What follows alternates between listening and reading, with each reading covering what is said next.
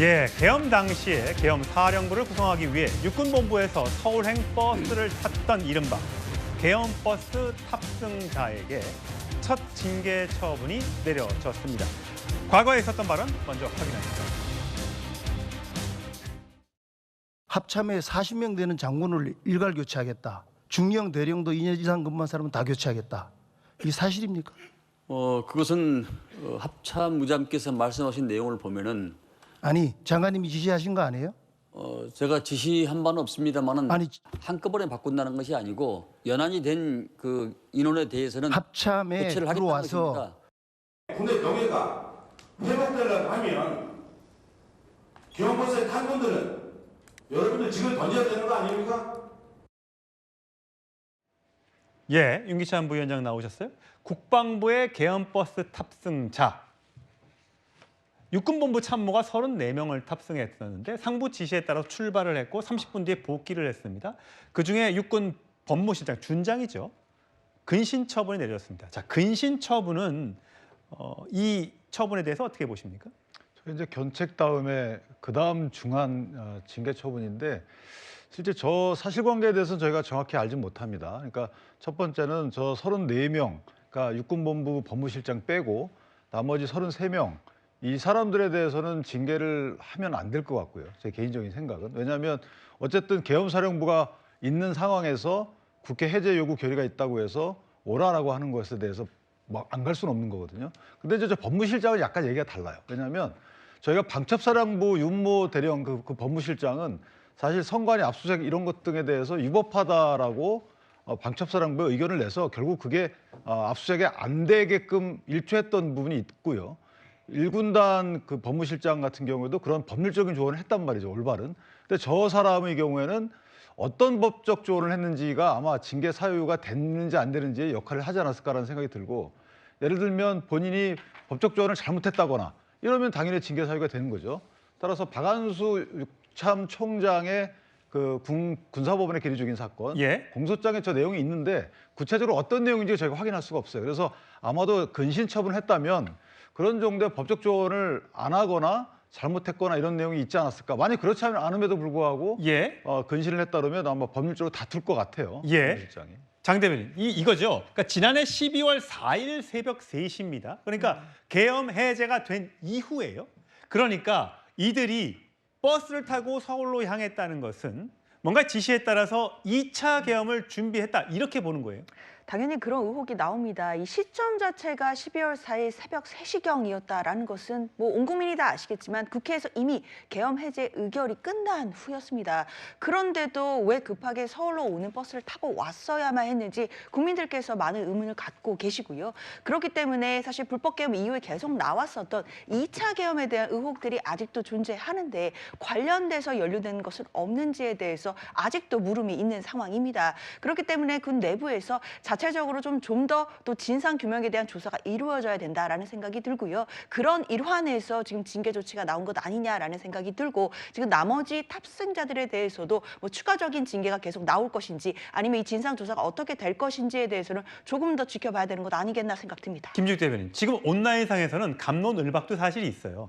그러니까 이들이 정말 계엄을 모의하기 위해서 2차 계엄을 준비해서 갔는지는 확인을 해봐야겠지만 어쨌든 근신 처분 내렸으니까 뭔가 잘못이 있겠거니 생각하면서도 아니 군인이 명령해서 올라와 하는데 그러면 우리는 못 가는데요?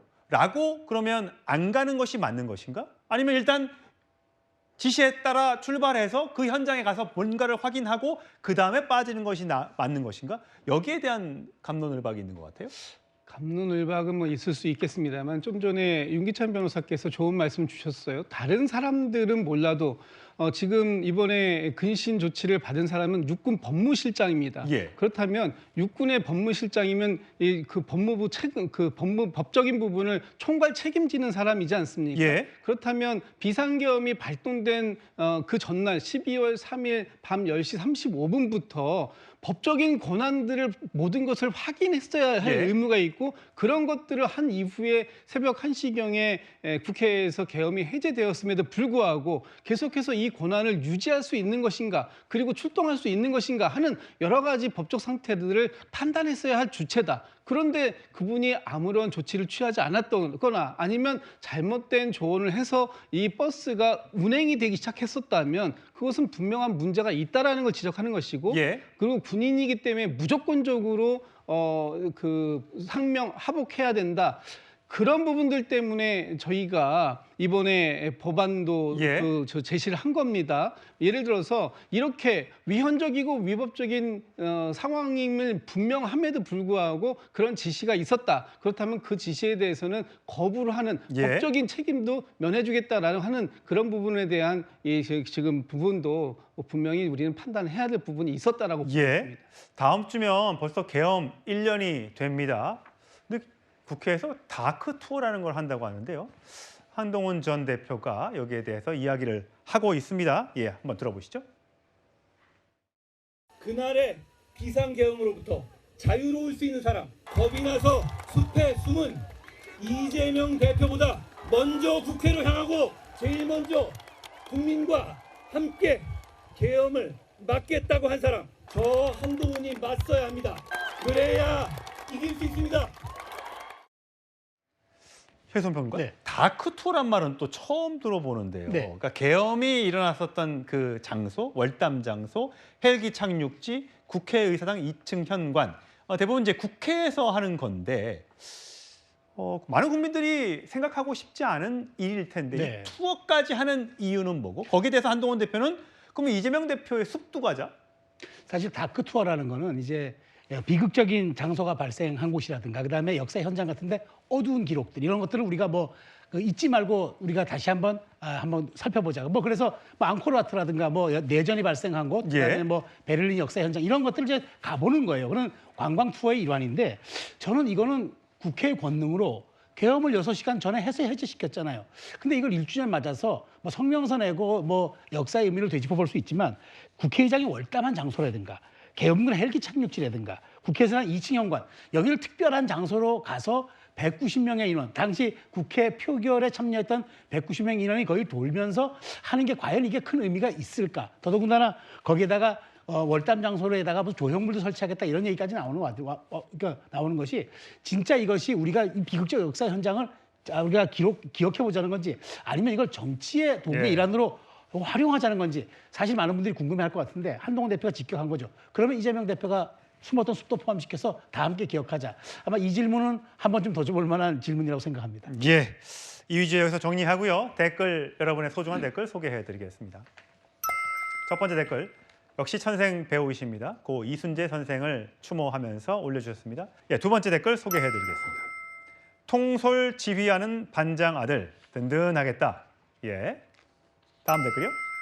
아파트 주차장도 안전지대가 아니다. 예, 아까 사업가를 상대로 한 묻지마 범죄가 있었습니다. 의도가 없었더라도 상대방이 불쾌했다면 사과해야. 여성 마라토너가 우승한 뒤에 이 감독과 관련된 이 신체 접촉 여기에 대한 댓글이었습니다. 사법개혁과 사법파괴는 두 글자 차이 그 이상이다. 예, 이재명 대통령이 여러 가지 이 사법개혁과 관련돼서 지시를 내렸었는데 거기와 관련된 댓글인 것 같습니다.